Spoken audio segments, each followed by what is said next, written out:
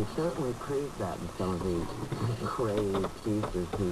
再看看啊。Request from his makeover article, which he mentioned at the top of the show, and his waterboarding, which is a thing that comes up in the book.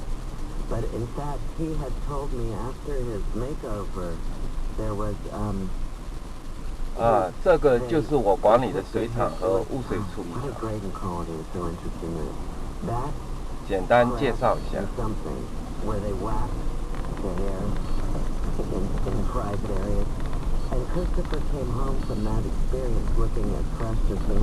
跟昨天同样的路线了。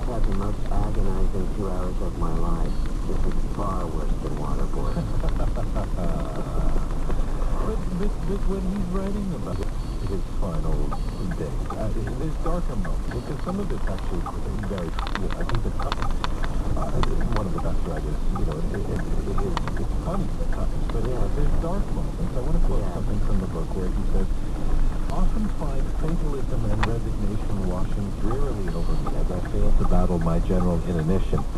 Only two things rescued me from betraying myself and letting go. A wife who would not hear of me talking in this boring and useless way, and various friends who also spoke freely." So, Carol, what would you say to him when he sounded like he was resigned to his fate?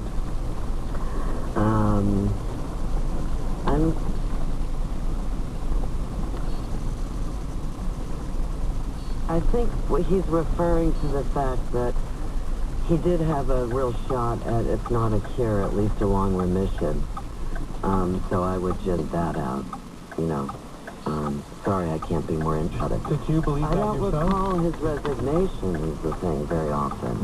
I mean, for Christopher, he was subdued, and not as energetic, but he was still so much more of the party than myself or anyone else, I think either of us know, on a good day, healthy, and I'm really not exaggerating, so he was kind of hard on himself. He exaggerated his own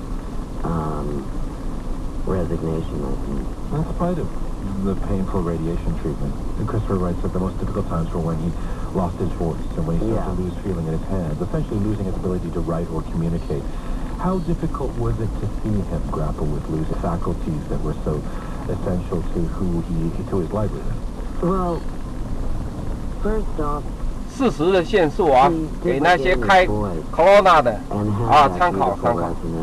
Voice, one of the most powerful voices I've ever heard. Of course, I'm biased until the very end. But there was a period of about 6 weeks when it started to go, and the register would rise, and it became ultimately a very soft squeak. And that was very hard to watch because he always could command any dinner table conversation, etc. And he里面那些冒白烟的就是产油的地方。Houston with friends and family gathered around at the dinner table. 生产重地啊。And Christopher would try and cut into the conversation, which was a very new experience. But fortunately, he writes in Mortality a very powerful piece about EMC, the linkage between the spoken voice and the written voice. Fortunately, he filed that article for Vanity Fair, and about 2 days later, his voice popped back in. So, for once, timing was working for him, because if he had filed the piece a week later, he would have had to amend it. So I'm happy to report that beautiful voice was only lost for a brief interregnum, and he had it till the last day of his life. Speaking to writer Carol Blue, she's written the afterword for Mortality, the new book of essays by her late husband, journalist and author Christopher Hitchens. You write in the afterword that on stage, Christopher was an impossible act to follow, and that off stage, he was also an impossible act to follow. Tell me about that. How do you like to describe him as he was in person, away from cameras, microphones, pens?